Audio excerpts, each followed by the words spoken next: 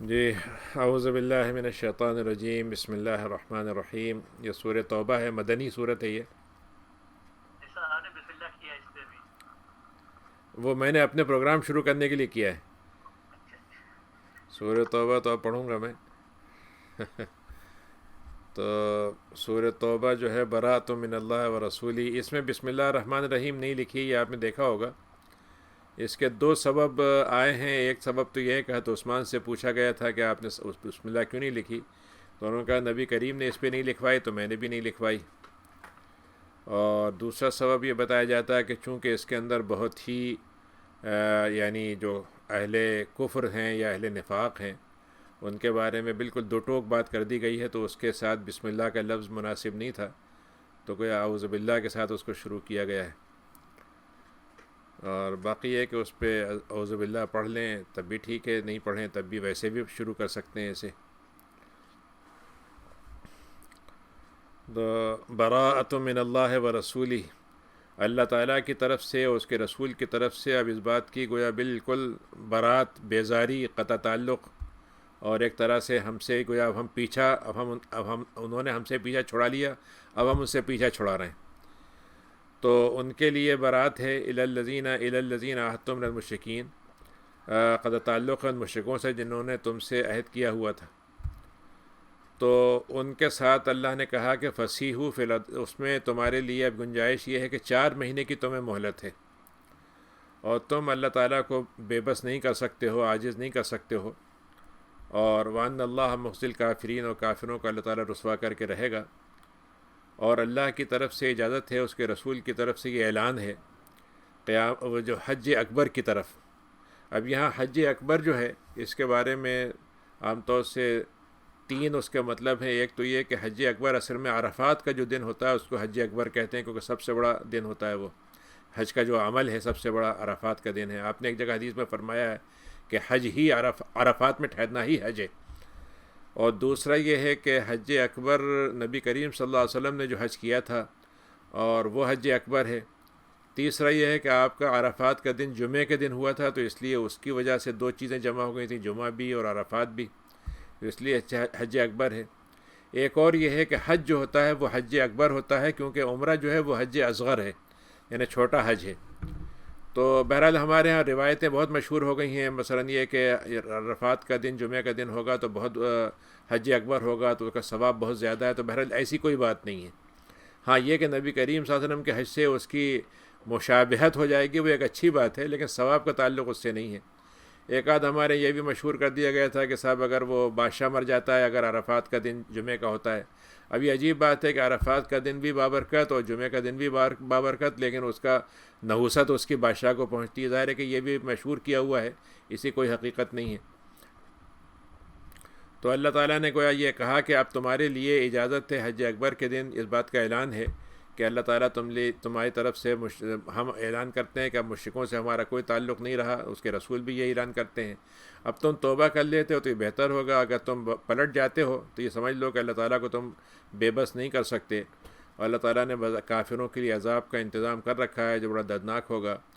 ہاں اگر 4 مہینے کی مہلت آپ نے دی ان لوگوں کو جن سے آپ کا کوئی باقاعدہ یعنی کوئی باقاعدہ لکھا ہوا یا ٹائم کے ساتھ معاہدہ نہیں تھا، لیکن اگر ان میں سے کسی کے ساتھ معاہدہ لکھا ہوا تھا تو آپ نے فرمایا کہ ان کے ساتھ تم اس وقت تک معاہدہ پورا نبھاتے رہو جب تک کہ وہ اس کو توڑے نہیں اور تمہارے خلاف کوئی کسی کے ساتھ نہ دیں۔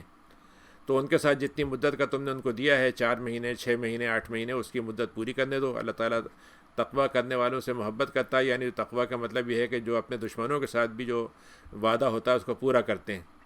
اور جب اس کے بعد وہ حرام مہینے گزر جائیں تو اس کے بعد ہمیں تمہاری طرف سے اجازت ہے کہ تم مشرکین کو قتل کر دو جہاں بھی تمہیں ملیں، اور ان کو تم پکڑو اور ان کو تم گھیر لو، اور ان کو ہر جگہ سے ٹوک میں ان کی ٹوہ میں بیٹھ جاؤ، ان کے انتظار میں ان کو جانچ کرنے کے لیے ان کے بیٹھو۔ اب اگر وہ توبہ قبول کر لیتے ہیں، توبہ کر لیتے ہیں، نمازوں کو قائم کرتے ہیں، زکوٰۃ کو دیتے ہیں، تو پھر ان کا راستہ چھوڑ دو۔ اللہ تعالیٰ جو ہے وہ رحیم ہے، غفور ہے اور رحیم ہے۔ یہ اصل میں یہ سمجھ لیجئے کہ یہ اصل میں مکے کا حکم اللہ تعالیٰ نے، چونکہ مکہ ایکسیپشن ہے کہ اس میں صرف مکے میں کافر لوگ داخل نہیں ہو سکتے تھے 9 ہجری کے بعد سے، جس کا قرآن مجید میں آگے چل کے اعلان آئے گا، تو اس کے بعد جو مکے کے لوگ تھے ان کے پاس صرف 2 آپشن تھے اسلام کے لیے، یا تو وہ اللہ کے رسول سے جنگ کا اعلان کر دیں اور ان کو پھر جو بھی ہوگا ان کے ساتھ سلوک کیا جائے گا، مارنے کا، گرفتار کرنے کا، جو بھی ہوگا، یا وہ اسلام لے آئیں۔ جبکہ یہ حکم جو ہے صرف مکے کے لیے ہے، باقی دنیا میں جہاں پر بھی مسلمانوں کا کوئی میدان جنگ میں مقابلہ ہو یا صلح سے ہو تو وہاں 3 آپشن رہیں گے تمام قوموں کو۔ پہلا آپشن تو یہ ہے کہ وہ اسلام لے آئیں، دوسرا آپشن یہ ہے کہ وہ مسلمانوں کے ساتھ صلح کر لیں اور صلح کے ساتھ رہیں اور جنگ کا اعلان کر دیں کہ جنگ ہم نہیں کریں گے، جنگ کرنا چھوڑ دیں، اور تیسرا یہ ہے کہ اگر وہ دونوں باتوں سے انکار کرتے ہیں اور جنگ پہ اترے رہتے ہیں تب ان سے جنگ کی جائے گی۔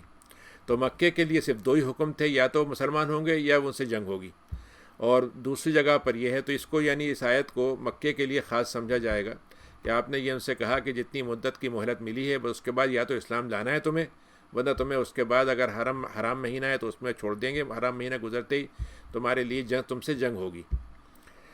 اب اس کے بعد آپ نے اللہ تعالیٰ نے کہا کہ اگر کوئی مشرک جو ہے وہ تم سے پناہ مانگے، طلب کرے کہ امن دے دو، وہ اس کو کہتے ہیں کسی کو امان دینا۔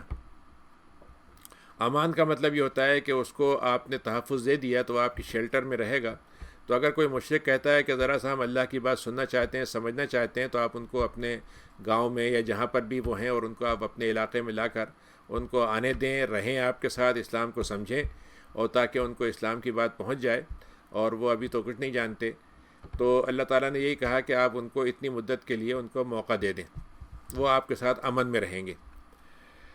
پھر اس کے بعد اللہ تعالیٰ نے یہ کہا کہ ان مشرکین کے لیے اللہ تعالیٰ کی طرف سے کوئی عہد کی ذمہ داری کیوں نبھائی جائے، جبکہ وہ خود جو ہیں سوائے اس کے کہ ان سے جنہوں نے عہد کیا تھا مسجد حرام میں آپ کے ساتھ کوئی عہد کیا تھا، بس وہ ان کو عہد کے ساتھ نبھانے کا موقع دیا جائے گا، اور جو ان میں سے سدھرے رہیں، سیدھے کھڑے رہیں، استقامت دکھائیں اپنے عہد پورا کرنے میں، تو آپ بھی ان کے ساتھ استقامت دکھائیے گا۔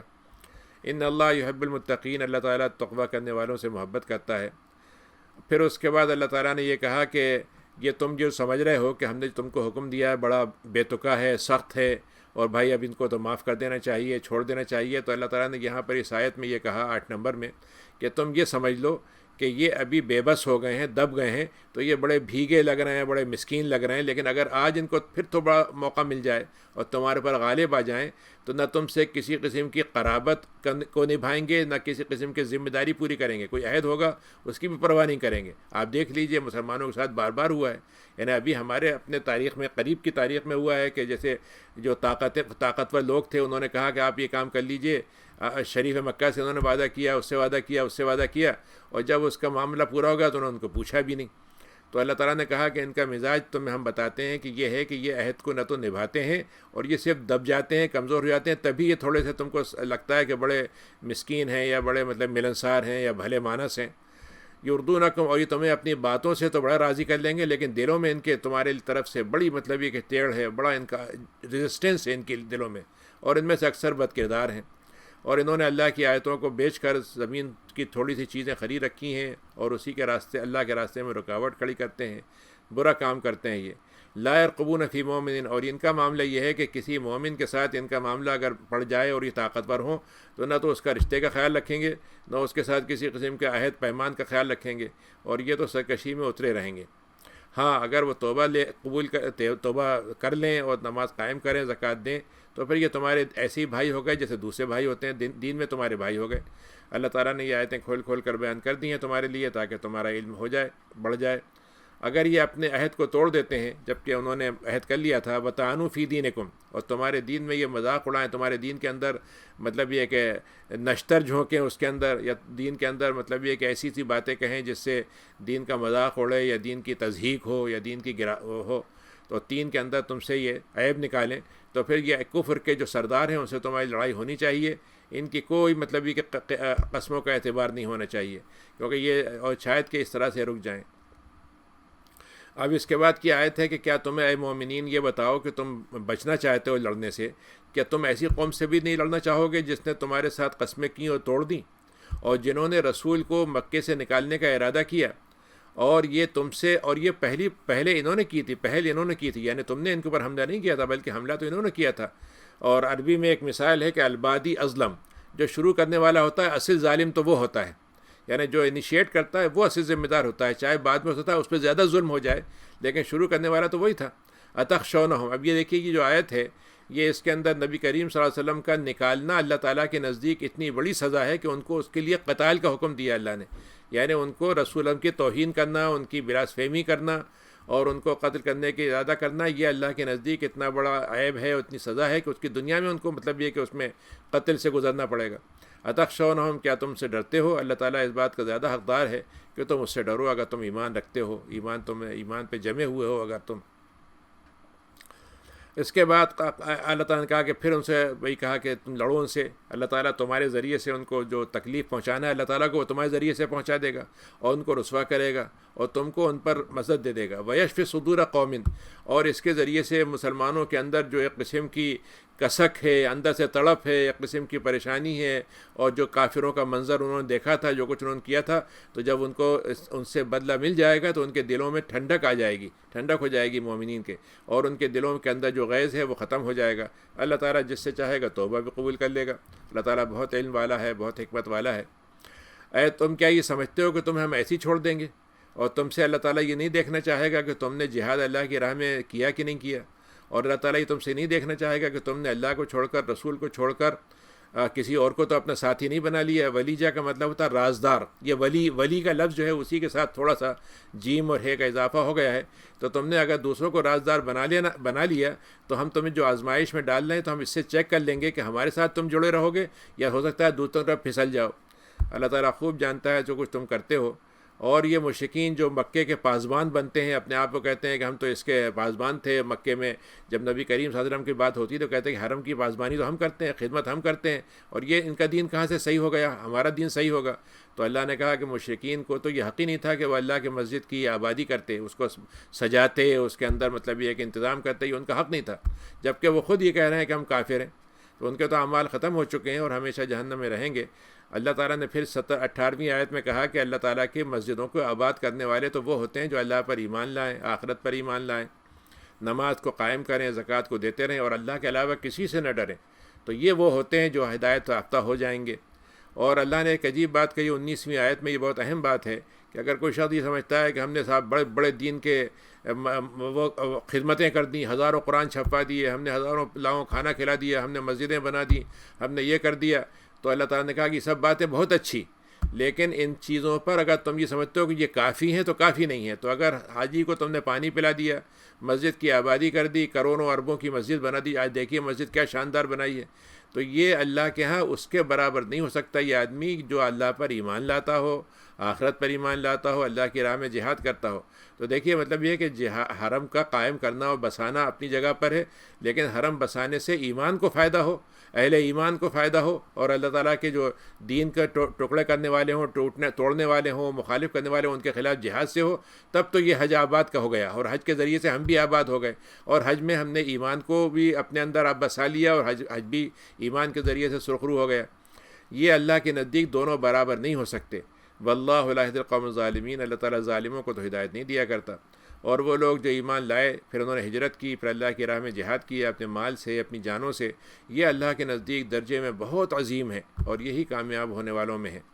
اللہ تعالیٰ ان کو رحمت کی بشارت دیتا ہے، جنت رضامندی کی بشارت دیتا ہے، جنتوں کی بشارت دیتا ہے، جس میں ایسی نعمتیں ہوں گی جو ٹھہری رہیں گی، جو بدل نہیں جائیں گی، ختم نہیں ہو جائیں گی، مٹ نہیں جائیں گی، کبھی ان کا مطلب خاتمہ نہیں ہو جائے گا، اس میں ہمیشہ رہیں گے۔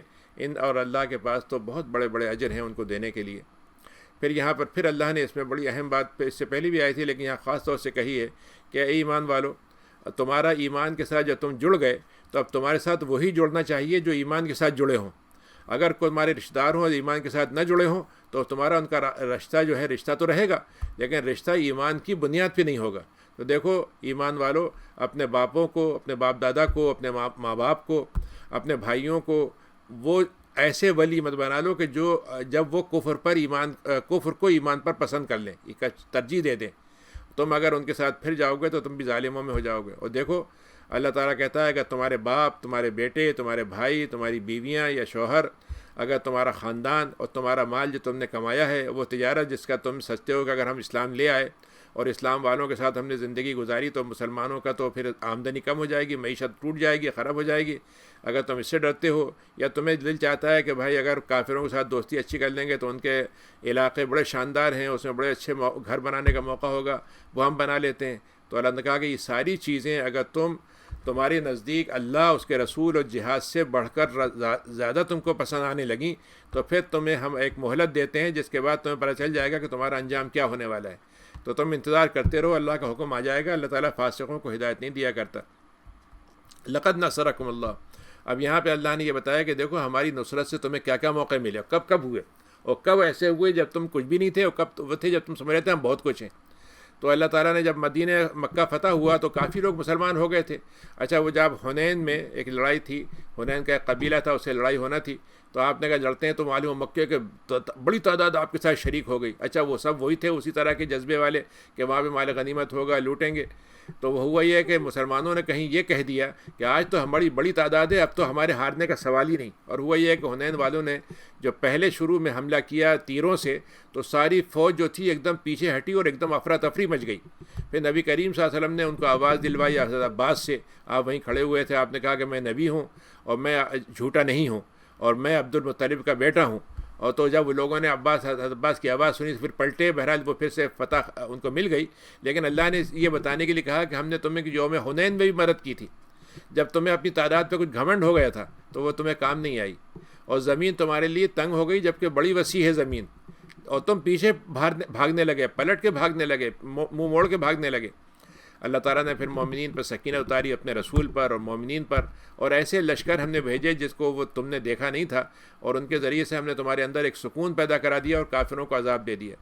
یہ اللہ کی طرف سے کفر کا انجام ہوتا ہے۔ پھر اللہ تعالیٰ جب کوئی جس سے چاہے گا توبہ قبول کر لے گا، اللہ تعالیٰ غفور رحیم بھی ہے۔ اور پھر اب یہ وہ آیت اتری ہے جس میں فتح مکہ میں آپ نے 9 ہجری میں اعلان کروا دیا تھا کہ اے ایمان والو، مشرکین نجس ہوتے ہیں۔ نجس کا مطلب یہ نہیں ہے کہ ان کے ہاتھوں میں کوئی نجاست لگی ہوئی ہے، بلکہ ان کے اندر شرک کی نجاست ہے جو ان کے دل میں ہے۔ یعنی ان کے ہاتھوں سے اگر ہم ان کے برتن ہیں اس میں ہم کوئی کھانا کھائیں، ان کے ہاتھوں سے پکی ہوئی کوئی چیز کھائیں، ان کے ہاتھوں کو چیز لیں، تو وہ نجاست کا مسئلہ نہیں ہے، لیکن وہ ایمان کے مقابلے میں چونکہ ان کے دلوں میں نجاست ہے تو اس لیے وہ نجس ہیں، اور اب وہ اگلے سال اس مسجد حرام میں ان کو داخلے کی اجازت نہیں ہوگی۔ اب مسلمانوں کو بڑی فکر ہوئی کہ ہزاروں لاکھوں کافر اگر نہیں آئیں گے تو بزنس بھی چلتی تھی، اور حج کے زمانے میں بڑی آمدنیاں ہوتی تھی مختلف وجہ سے۔ تو اللہ تعالیٰ نے کہا کہ تمہیں یہ خوف ہے کہ تم فاقہ ہو جائے گا، تمہیں محتاجی ہو جائے گی، تمہاری آمدنی ہو جائے گی، جیسے آج کل ہمارے مسلمان ملک ہیں، وہ سوچتے ہیں اگر ہم نے ٹورزم روک دیا اور یہ لاکھوں لوگ آتے ہیں تو پھر تو ہماری آمدنی ختم ہو جائے گی، انکم ہی نہیں رہے گی۔ اور ٹورزم کا مطلب یہ وہ آئیں گے، شراب پئیں گے، طرح طرح کے غلط کام کریں گے، اور ہم ساری چیزوں کی سہولتوں سے کمائیں گے بس۔ تو اللہ نے کہا کہ تمہیں محتاجی کا ڈر ہے تو اللہ تعالیٰ تمہیں اپنے فضل سے الگ سے نواز دے گا، یعنی انہی کے ذریعے سے رزق ملنا ضروری نہیں، ہمارا فضل کہیں سے بھی آ جائے گا۔ اور دیکھ لیجئے مکے میں مطلب یہ ایک بھی مشرک نہیں جاتا ہے، لیکن الحمدللہ مکے والے آج بھی زندہ رہتے ہیں، اور اب تو اللہ تعالیٰ نے اور ان کو نعمتیں دے دی۔ تو پھر اللہ نے کہا کہ اے لوگوں، تم ان سے لڑو جو ایمان نہیں لاتے ہیں، نہ اللہ پر نہ آخرت پر، اور وہ حرام نہیں کرتے جس کو اللہ اس کے رسول نے حرام کر دیا۔ دیکھیے یہ جرم ہے اللہ کے نہ ماننے والوں کا، ایک تو اللہ کو نہیں مانا، دوسرے یہ کہ اللہ کے حرام کو حرام نہیں کرتے، اور اپنی مرضی سے جو چاہتے ہیں حلال کر لیتے ہیں، جو چاہتے ہیں حرام کرتے ہیں، اور دین حق کے لیے تابعداری نہیں دکھاتے، اپنی دین حق کے لیے جھکتے نہیں ہیں۔ اور یہ ان میں سے بھی ہیں جو کتاب والے تھے پہلے، جن کو اہل کتاب میں سے تھے، وہ بھی ہیں یہ۔ تو اب اگر وہ آپ کے حکم کے ماتحت ہو جائیں، یعنی وہ قبضہ آپ کا ہو جائے یا صلح کر لیں وہ آپ سے، تو آپ ان سے کہیے کہ ٹھیک ہے تم اس کے بدلے میں جزیہ دے گو۔ جزیہ جو ہے وہ بڑا برا لفظ بنا دیا گیا، لیکن جزیہ کا اصل مطلب یہ ہے کہ ہم ان کی حفاظت کریں گے، اور ان کو جنگ میں شریک ہونے کی اور اپنی جان مال قربان کرنے کی ضرورت نہیں ہے، اس کے بدلے میں وہ ایک چھوٹا سا سالانہ ایک بہت ہی معمولی رقم ہے وہ دے دیا کریں گے۔ یہ ٹوکن منی ہوگی ایک طرح سے یہ بتانے کی کہ وہ اسلام کے ماتحت ہو چکے ہیں۔ اسی لیے قرآن نے لفظ استعمال کیا کہ وہ جزیہ دے دیں، اور یہ ان کے جھک جانے کا اعلان ہوگا، ان کے نیچے ہونے کا اعلان ہوگا۔ پھر اس کو اللہ نے یہودیوں کا تذکرہ کیا کہ انہوں نے کہا کہ عزیر اللہ کے بیٹے ہیں۔ یہ بہت زیادہ مشہور بات نہیں ہوئی، لیکن ہوا یہ تھا کہ جب بابلیون کے لوگوں نے حضرت یعنی عزیر کو بھی گرفتار کیا تھا اور سارے یہودیوں کو پکڑ کے جیل میں بند کر دیا تھا، تو کتاب جو تھی تورات مٹ گئی تھی، اٹھا لی گئی، یہ کہہ لیجیے لوگوں سے غائب ہو گئی۔ تو حضرت عزیر واحد آدمی تھے ان کو پوری تورات یاد تھی، اور انہوں نے اپنی یادداشت سے وہ کتاب کو دوبارہ لکھ دیا۔ تو لوگوں نے کہنا شروع کیا یہودیوں نے کہ تو اللہ کے بیٹے ہیں۔ تو یہودیوں نے یہ کہا، عیسائیوں نے کہا کہ مسیح جو ہیں وہ اللہ کے بیٹے ہیں۔ تو تو اللہ نے کہا کہ یہ زبان سے نکالی ہوئی باتیں ہیں، یعنی اس کے پیچھے کوئی حقیقت نہیں ہے. اب منہ سے کوئی نکل جائے تو ایسی تو نہیں ہوتا کہ وہ آپ نے کہہ دیا کہ بھائی اس وقت رات ہے اور دن ہے تو دن رات ہو گیا، رات تو نہیں ہوگا.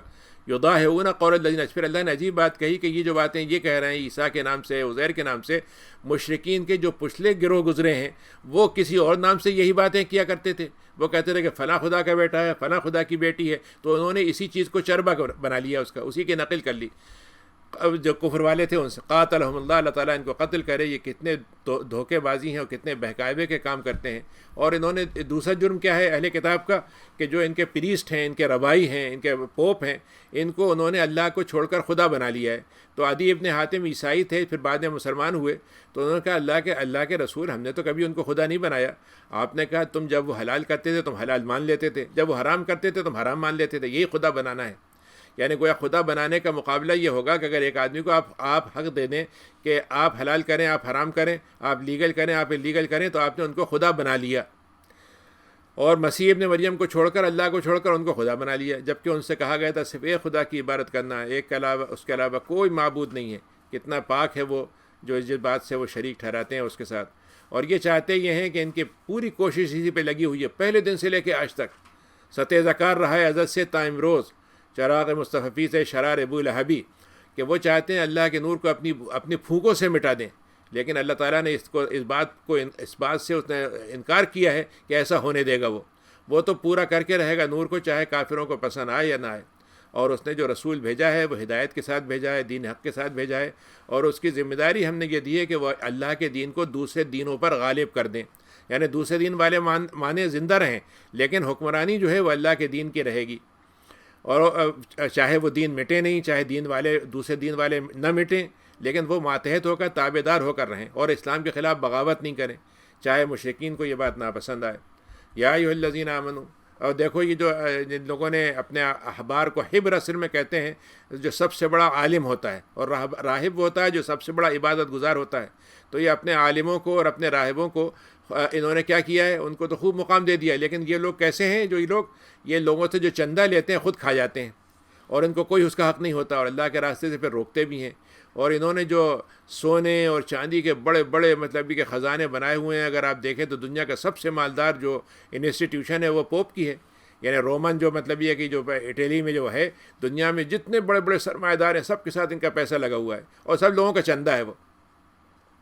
تو جو یہ سونے چاندی جمع کرتے ہیں اور اس کو اللہ کی راہ میں خرچ نہیں کرتے، تو آپ ان کو بشارت دے دیں بڑے دردناک عذاب کی. جب یہ سونا چاندی تپا کے گرم کر کے ان کے جسم پہ لگایا جائے گا، اور ان سے ان کی پیشانیوں پہ اس کے ذریعے سے جو ہے داغا جائے گا، ان کی پیٹھوں پر اور ان کے پہلوؤں پر، اور پھر ان سے کہا جائے گا یہ ہے وہ تمہارا خزانہ جو تم نے دنیا میں جمع کیا تھا.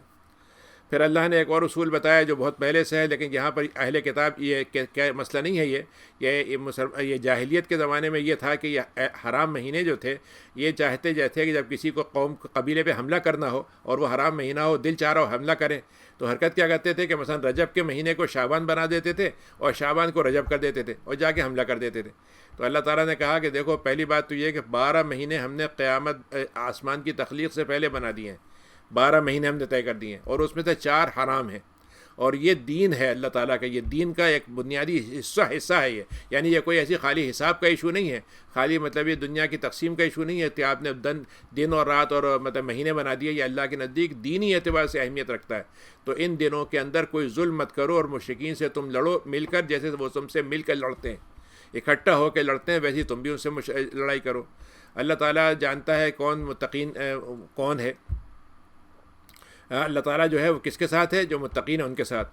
یہ نسی کا لفظ ہے، نسی کا مطلب ہوتا ہے آگے پیچھے کر دینا. تو یہ کیا کرتے تھے کہ مہینوں کو آگے پیچھے کر دیتے تھے. اللہ نے کہا کہ یہ جو کرتے ہیں یہ کفر کرتے ہیں، یہ کفر کا عمل ہے. یہ اس کے ذریعے سے وہ گمراہ کرتے ہیں کہ ایک سال کو حلال کر دیتے ہیں اور ایک سال حرام کر دیتے ہیں، اور چاہتے یہ ہیں کہ حرام مہینوں کے تعداد تو پوری کر دیں، لیکن حرام حلال کا جو پیٹرن ہے اس کو بدل دیں. اسی لیے جب نبی کریم صلی اللہ علیہ وسلم نے 10ویں ہجری کو حج کیا تھا، تو اس زمانے میں اتفاق سے وہ چاروں مہینے اپنی اصل جگہ پہ تھے.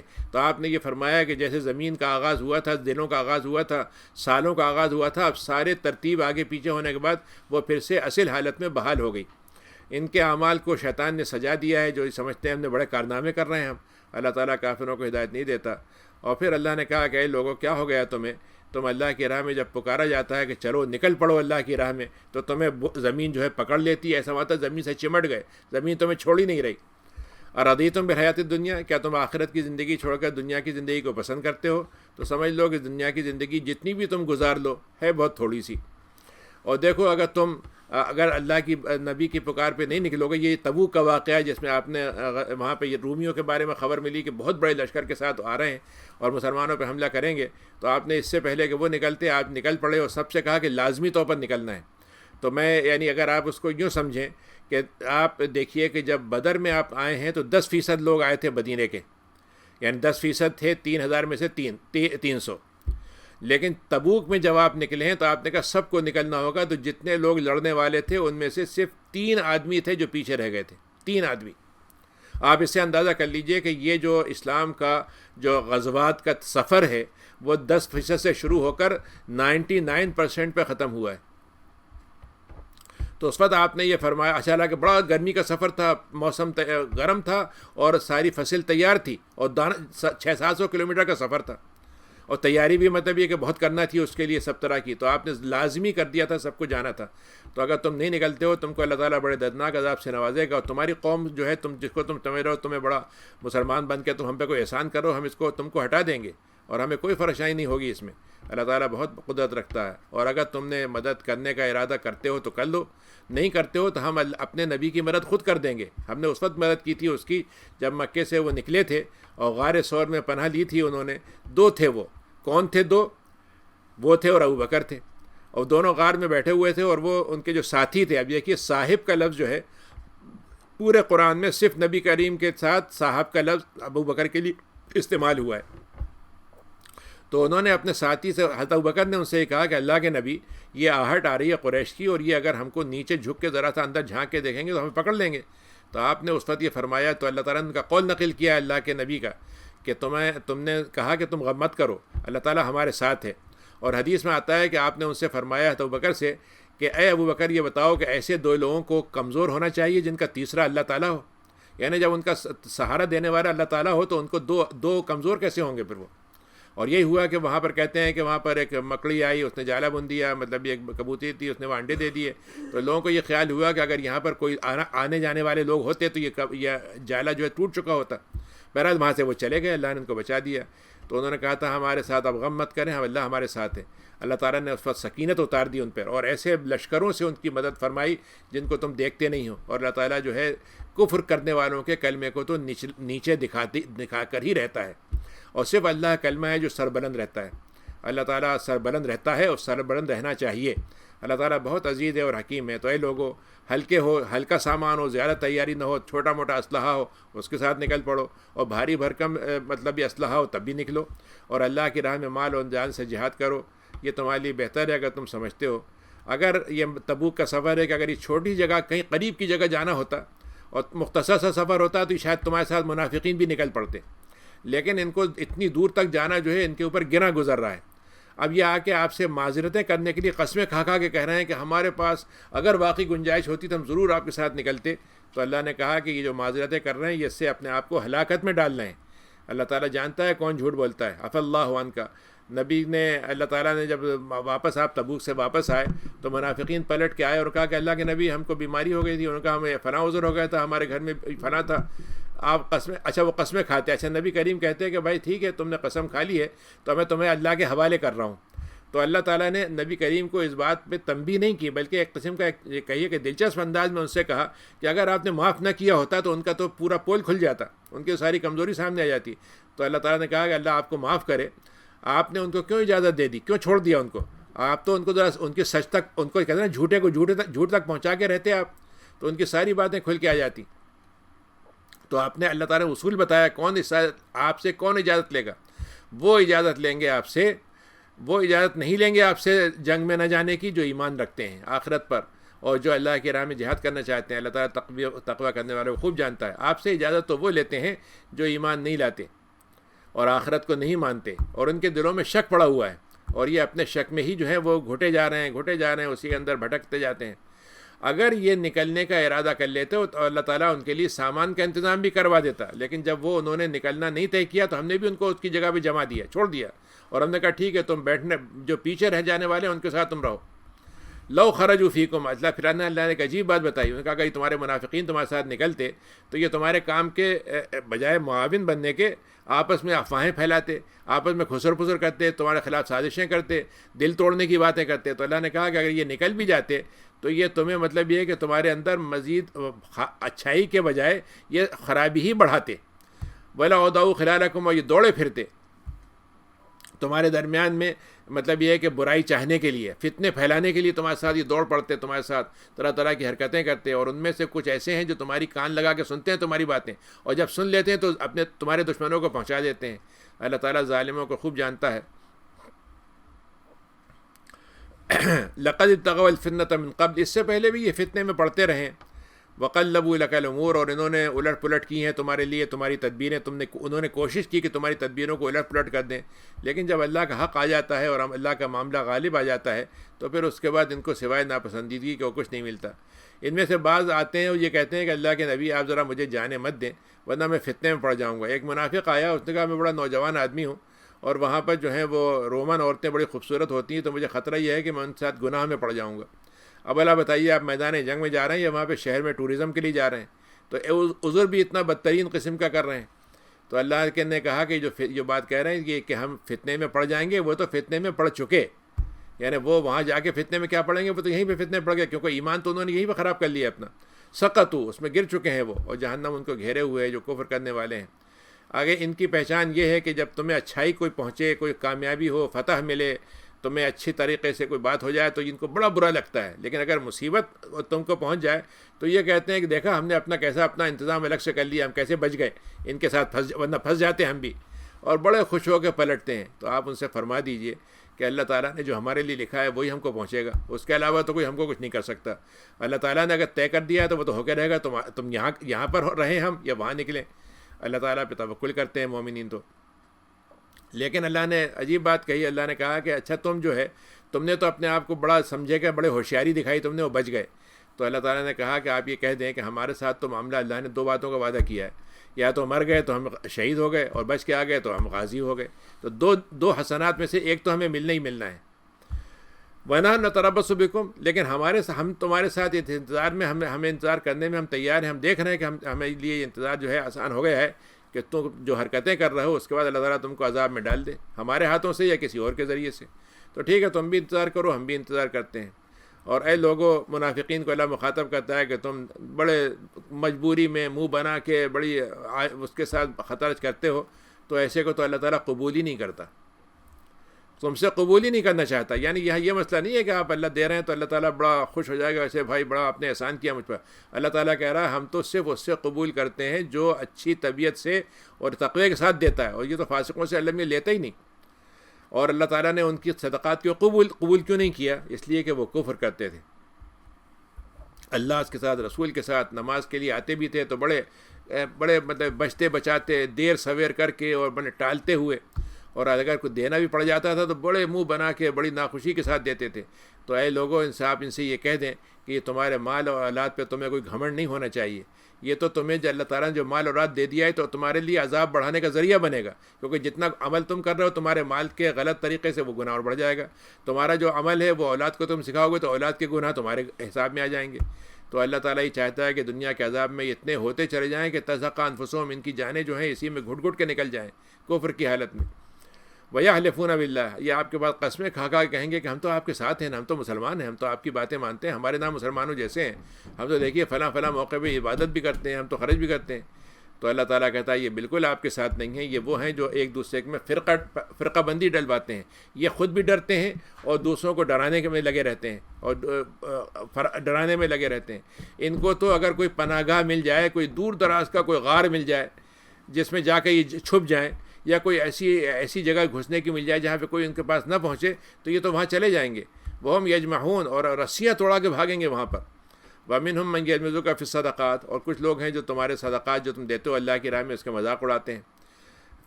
یعنی چھوٹے چھوٹے لوگ بھی تھے، کمزور، تھوڑا سا صدقہ لے کے آتے تو کہتے ہیں اچھا اللہ میاں کو اتنے صدقے سے بڑا فائدہ ہو جائے گا، اللہ میاں کے کام پورے چل جائیں گے اس سے۔ تو وہ مذاق اڑاتے تھے. تو اللہ تعالیٰ نے کہا فَإِنْ أُعْطُوا مِنْهَا رَضُوا. تو اگر اچھا ان لوگوں کا معاملہ کیا ہے کہ اگر آپ ان کو صدقات میں سے کچھ دے دیں تو آپ سے بڑے خوش ہو جائیں گے, اور اگر آپ نے نہیں دیا تو آپ سے ناراض ہو جائیں گے. وَلَوْ أَنَّهُمْ رَضُوا مَا آتَاهُمُ اللَّهُ, حالانکہ اگر واقعی وہ اللہ اس کے رسول کے ساتھ راضی ہو جاتے اور یہ کہتے ہیں کہ اللہ ہمارے لیے کافی ہے اور اللہ تعالیٰ کے فضل اور رسول اللہ کے فضل سے ہمیں ملے گا اور رسول ہمارے لیے دعا کریں گے فضل کی, تو ہم اللہ کی طرف راغب ہو جانے والے ہیں. اگر یہ کر دے تو کیا کام تھا, کیا بات تھی ان کی. اب یہاں پر چونکہ صدقات کا مسئلہ آیا تو اللہ تعالیٰ نے زکوٰۃ کے وہ بتا دیا کہ زکوٰۃ کہاں کہاں خرچ ہوگی. تو اللہ نے کہا کہ جو صدقات کا مال ہے زکوٰۃ وہ فقیر کو دی جائے گی جس کے پاس کچھ نہیں ہے, مسکین کو دی جائے گی جس کے پاس تھوڑا بہت ہے لیکن ضرورت پوری نہیں ہوتی, اور جو زکوٰۃ کے وصول کرنے والے ہیں ان کے تنخواہ میں, ان کے خرچے میں, اخراجات میں دی جائے گی. اور اگر کوئی مسلمان ہو گیا ہے جو ابھی تازہ ہے اور اس کے اپنے مالی وسائل نہیں ہیں تو اس کی مدد میں دیا جائے گا, تالیف قلب میں. اور اگر غلام ہے تو غلام کو آزاد کرنے میں دیا جائے گا. اور اگر کوئی شخص جو ہے اتنا ڈوب گیا قرضے میں کہ وہ ادا ہی نہیں کر سکتا تو اس کے قرضے ادا کرنے میں. اور جو اللہ کی راہ میں جہاد کر رہا ہے اس کے لیے آج کل جو ہے ظاہر ہے کہ جہاد جہاں نہیں ہو رہا ہے وہاں پر جو اگر کوئی شخص اللہ کے دین کے لیے دین کو پھیلانے میں لگا ہوا ہے یا دین کو ڈیفینڈ کرنے میں لگا ہوا ہے, یا جو مسلمانوں پر مشکل حالات ہوتی ہیں جہاں ان پہ ظلم ہو رہا ہے ان کی مدد میں لگا ہوا ہے, تو وہ اس مد میں آ سکتی ہے. اور مسافر کہ اپنے گھر سے نکلا کسی دوسری جگہ گیا اور پیسے لٹ گئے اس کے, یا کھو گئے یا چوری ہو گئے, جو بھی ہوا تو اس کی مدد کی جا سکتی ہے زکوٰۃ سے. یہ اللہ کی طرف سے فرض ہے, کیونکہ شروع میں لفظ صدقات آیا تو کوئی سمجھے گا شاید یہ تو ہماری مرضی پر دے نہ دے, تو اللہ نے آگے بتا دیا یہ فرض ہے ہماری طرف سے. اور اسی لیے نبی کریم سے ایک آدمی مانگنے آیا تو آپ نے فرمایا کہ دیکھو بات یہ ہے کہ اس مد میں کون کون لے گا, یہ اللہ نے ذکر کر دیا, مجھ پہ بھی نہیں چھوڑا ہے, تم اگر اس میں سے ہو تو میں تمہیں دے دوں تھا. وَمِنْهُمُ الَّذِينَ يُؤْذُونَ النَّبِيَّ, اور کچھ لوگ تو وہ ہیں جو نبی کو ایذا دیتے ہیں. اب دیکھیے یہاں پر صرف چھوٹا سا ایذا ہے, اس پر اللہ تعالیٰ کو کس قدر ناراضگی ہے اور کتنا اللہ تعالیٰ ان کو منافقین کو اس پہ ناراض ہو رہا ہے کہ وہ صرف یہ کہتے تھے کہ نبی عجیب ہے, ہر ایک کی بات سن لیتے ہیں. تو آپ نے اللہ تعالیٰ کہتا ہے کہ یہ ایذا کی بات نبی کو ہمیں گوارا نہیں ہے. وَيَقُولُونَ وَأُذُنَ, وہ کہتے ہیں صاحب یہ تو ہر ایک کی بات سننے لگتے ہیں. تو آپ ان سے فرما دیں کہ وہ نبی وہ ہیں جو خیر کی بات سنتے ہیں اور یؤمنون باللہ, ایمان لاتے ہیں, اور مومنین بھی ایمان لاتے ہیں, اور یہ رحمت ہیں ان لوگوں کے لیے جو تمہارے ساتھ ہیں ایمان لانے والے. اور جو اللہ کے رسول کو ایذا دیں گے ان کے لیے بڑا دردناک عذاب ہوگا. یحلفون باللہ, یہ قسم کھا کے کہتے ہیں کہ ہم تو آپ کو اس لیے کھاتے ہیں تاکہ آپ راضی ہو جائیں. تو اللہ تعالیٰ اس بات کا زیادہ حقدار ہے کہ اس کو راضی کیا جائے, رسول زیادہ حقدار ہے کہ اس کو راضی کیا جائے اگر وہ مومن بننا چاہتے ہیں. الم یعلموا, تم دیکھتے نہیں ہو, کیا وہ دیکھتے نہیں ہیں کہ کس طریقے سے وہ اللہ کے دین کے مقابلے میں اپنی ہٹ دھرمی چلاتے ہیں. تو جب یہ کام وہ کرتے ہیں یعنی انہوں نے طے کر رکھا ہے کہ جو بھی دین کی بات آئے گی اس کے برعکس کوئی چیز لے کر آئیں گے, اس کے اپوزٹ کوئی چیز لے کر آئیں گے. تو اللہ نے کہا کہ ایسے لوگوں کے لیے جہنم کی آگ ہمیشہ رہیں گے, یہ بہت ہی رسوا کن جگہ ہے وہ. اچھا, منافقین جو ہیں وہ آپ کے بارے میں جملے تو کہتے تھے لیکن یہ ان کو اندازہ تھا کہ وہی آ سکتی ہے. تو اللہ تعالیٰ کہتا ہے کہ یہ کبھی کبھی ان کو بڑا ڈر لگا رہتا ہے کہ کوئی ان کے بارے میں صورت نہ اتر آئے جو ان کے دلوں کی باتوں کو ظاہر کر دے. تو ان سے آپ فرما دیں کہ ٹھیک ہے تم جو مذاق کر رہے ہو کرتے رہو, لیکن اللہ تعالیٰ جو جس سے تمہیں ڈر لگا ہوا ہے وہ تو نکال کے رہے گا.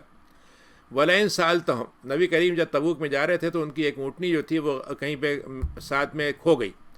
تو آپ نے کہا بھائی تلاش کرو. تو ایک منافق نے کہا دوسرے سے کہ دیکھیے یہ نبی ہیں جو یہ کہتے ہیں کہ ہمارے پاس آسمان سے وہی آتی ہے اور ایک قریب میں اونٹنی کھو گئی ہے, اس کا ان کو پتہ نہیں, آپ کو اللہ تعالیٰ نے یہ بات بتا دی. تو انہوں نے کہا کہ یہ تم نے یہ بات کہی ہے. انہوں نے کہا نہیں, ہم نے تو مذاق میں کہہ دیا تھا, ایسے ہی مطلب یہ کہ ایک جوک کے طور پر کہہ دیا تھا. تو اللہ تعالیٰ نے یہ بات جب پہنچائی تو انہوں نے کہا کہ تم نے یہ کہا ہے. تو انہوں نے کہا ہم نخوض و نلعب, ہم نے کھیل کود میں ایک جملہ کا کہہ دیا تھا. تو اللہ تعالیٰ نے کہا کہ جو اللہ اور اس کے نشانیاں اور رسول کے ساتھ تم مذاق اڑاتے ہو. اب یہاں پر دیکھیے جو اہم بات ہے وہ یہ ہے کہ لا تعتذروا, تمہیں عذر کرنے کی کوئی ضرورت نہیں. تم نے ایمان کے بعد کفر کر لیا, یعنی نبی کریم کا مذاق اڑانا جو ہے وہ کفر ہو جاتا ہے. اگر ایمان والا کرتا ہے تو وہ غلط کرتا ہے, اور غیر ایمان والا ہے تب وہ اگر مسلمانوں کے ساتھ اس کا معاہدہ ہے, مسلمان ملک میں رہتا ہے, تو اس کے اوپر پابندی ہے کہ وہ اسلام کا مذاق نہیں اڑائے, رسول کا مذاق نہیں اڑائے. تبھی ہمارے ہم بعض لوگ آج کل تو بہت ہی ماشاءاللہ یعنی بڑے مہذب لوگ ہو گئے ہیں, بڑے پرامن ہو گئے ہیں, اور غیر مسلمانوں سے زیادہ غیر مسلموں کے ہمدرد ہو گئے ہیں. تو وہ کہتے ہیں بھائی یہ بلاسفیمی تو بڑا زیادتی کا ہے, اس کو ہٹا دینا چاہیے. تو کہتے ہیں قرآن مجید میں بھی کہیں نہیں ہے اس کے بارے میں. بعض لوگ تو ماشاءاللہ اس قدر عالم ہو گئے ہیں کہ ان کو قرآن میں نظر نہیں آتا اور حدیث کو وہ مانتے نہیں ہیں. تو دیکھیے یہاں پر اللہ نے لکھا کہ جو منافقین جملہ انہوں نے صرف ایک جملہ کہہ دیا تھا, اور نبی کریم نے یہ جملہ کہا کہ جاؤ وہ اونٹنی جو ہے فلاں جگہ پھنسی ہوئی ہے, تم نکال لاؤ, ایک رسی اس کی پھنس گئی ہے, آپ نے بتا دیا. تو اللہ نے کہا کہ جو تم نبی کے مذاق اڑاتے ہو تو اب اس کے بعد تم ایمان کے بعد کفر میں چلے گئے. اب اگر ہم تم میں سے کسی کو معاف کرنا چاہیں گے تو کریں گے, اگر توبہ کرنا چاہے گا تو ہم توبہ کر لیں گے, معاف کر دیں گے, ورنہ ہم ان کو مجرمین میں سے جو عذاب دینے والے ہیں, جن کو عذاب پہنچنا ان کو پہنچ کے رہے گا. اور پھر اللہ نے کہا کہ منافق عورتیں منافق مرد ایک دوسرے کے جڑواں ہوتے ہیں, ایک دوسرے سے جوڑے ان کا جوڑ ہوتا ہے. یہ کیا کرتے ہیں؟ منکر کا حکم دیتے ہیں, برائی سے اچھائی سے روکتے ہیں, اور یقبضون ایدیہم اپنے ہاتھوں کو باندھ کے رکھتے ہیں کہ خرچ نہ کرنا پڑ جائے. اللہ تعالیٰ کو بھلائے رکھتے ہیں تو اللہ تعالیٰ ان کو بھلا دیتا ہے. منافقین ہی ہیں جو فسق کرنے والے ہیں. وعد اللہ المنافقین, اللہ تعالیٰ نے ایسے منافقین مرد عورتوں سے یہ وعدہ کر لیا ہے کہ, اور کافروں سے وعدہ کیا ہے کہ ان کو ہم جہنم میں رکھیں گے, یہی ان کے لیے کافی ہوگا, اور اللہ کی لعنت بھی ان کے ساتھ ہوگی, اور ان کے ساتھ جو عذاب ہوگا ہمیشہ رہے گا. اور ایسے ان سے پہلے بھی گزر چکے ہیں جو ان سے بڑھ کر تھے قوت میں اور دولت میں, مال میں, ان سے کہیں زیادہ تھے, اولاد میں زیادہ تھے, اور انہوں نے اپنا ایک طریقہ اختیار کیا تھا, اپنا حصہ جو تھا انہوں نے پورا کر لیا تھا اسلام سے بیزاری کا, اسلام سے نفرت کا, اسلام کو روکنے کا. اب تم اپنا حصہ پورا کر لو, تمہارا بھی موقع ملے گا, تم بھی کر لو, جتنا اسلام کو مٹانے کی کوشش کرنا ہے کر لو. وہ اپنے زمانے میں کچھ انہوں نے دنیا کی لطف لیے تھے, دنیا کی سہولتوں سے فائدہ اٹھایا تھا, تم بھی فائدہ اٹھا لو. وخود تم کالذی خادوا, اب تم بھی ایسی اس میں انہی کاموں میں الجھ رہو جس میں وہ گھسا کرتے تھے. تو سارے انہوں نے بھی اپنے اعمال ضائع کیے تھے, تم بھی اپنے اعمال ضائع کرو گے. اور یہ خسارے والوں کی داستان یہی ہے ہر دور میں, ہر زمانے میں. الم یاتہم, کیا ان کو اس سے پہلے ان کی قوم نوح اور قوم عاد اور قوم سمود کے قصے نہیں ملے؟ انہوں نے پڑھے نہیں؟ انہوں نے ابراہیم کی قوم کا تذکرہ نہیں پڑھا؟ انہوں نے مدین والوں کا قصہ نہیں پڑھا؟ اور وہ بستی جس نے مطلب یہ کہ سب سے بدترین قسم کا بہتان لگایا تھا, لوط والی بستی, جو مطلب یہ کہ مرد کے ساتھ تعلق بناتے تھے, جو سب سے بدترین کام ہوتا تھا. ان کے پاس رسول آئے تھے نشانی لے کر, لیکن اللہ تعالیٰ ظلم نہیں کرتا, وہ ظلم کرتے ہیں. اور مومنین کی پہچان کیا ہے کہ مومنین مومنات ایک دوسرے کے ساتھ جوڑ ان کا بندھا ہوتا ہے, ایک دوسرے کے ساتھ اچھائی میں بھلائی میں ساتھ ہوتے ہیں. کیسے کہ ایک دوسرے کے ولی بنتے ہیں, اچھائی میں ایک دوسرے کو حکم دیتے ہیں اور برائی سے روکتے ہیں, نمازوں کو قائم کرتے ہیں, زکوٰۃ کو دیتے ہیں, اللہ اس کے رسول کی اطاعت کرتے ہیں. یہ ہیں وہ جو رحم پائیں گے اللہ کے پاس, رحمت کے مستحق ہوں گے. اللہ تعالیٰ تو عزیز ہے اور حکیم ہے. اللہ تعالیٰ نے مومنین اور مومنات عورتوں کے لیے, مردوں کے لیے وعدہ کیا ہے کہ ایسی جنتوں میں ان کو لے جائیں گے جہاں نہریں بہتی ہوں گی, ہمیشہ رہیں گے. بہترین, بڑی پاک و صاف, بڑی معزز اور بڑی عزت والی جگہ ان کو ملیں گی. جنات عدن, ہمیشہ رہنے والے باغات ہوں گے. اللہ تعالیٰ کی رضامندی ملے گی, اور اللہ کی رضامندی جنت کے انعامات سے بڑھ کر ہے. یعنی اللہ نے کہا کہ تم کو دنیا کی جو جنت کی نعمتیں وہ بہت خوب ہیں, بڑی زبردست ہیں, لیکن اللہ کی رضامندی اس سے بھی بڑھ کر ہے, اور یہی صحیح کامیابی ہے. اے ایمان والو, اللہ کی راہ میں جہاد کرو, کافروں سے بھی, منافقین سے بھی, اور ان کے ساتھ سخت معاملہ رکھو. یعنی کافروں سے تو لڑائی بھی ہو سکتی ہے, لیکن منافقین کے ساتھ کیا ہے کہ ان کے ساتھ ان کے آگے بچھو نہیں. ان کو مطلب یہ کہ وہ مقام مت دو جس کے وہ مطلب یہ کہ ان سے وہ سمجھنے لگے کہ ہم اکڑ کے رہ سکتے ہیں. ان کو تھوڑا سا ہلکا سا رکھو, یعنی ان کے ساتھ ایسا معاملہ رکھو کہ وہ تھوڑا سا تمہارے اوپر ان کا زور نہ چل سکے. تو ان کے ساتھ سختی کے ساتھ معاملہ کرو. آخرت میں جو معاملہ ہوگا وہ تو جہنم کا ان کا طے ہے.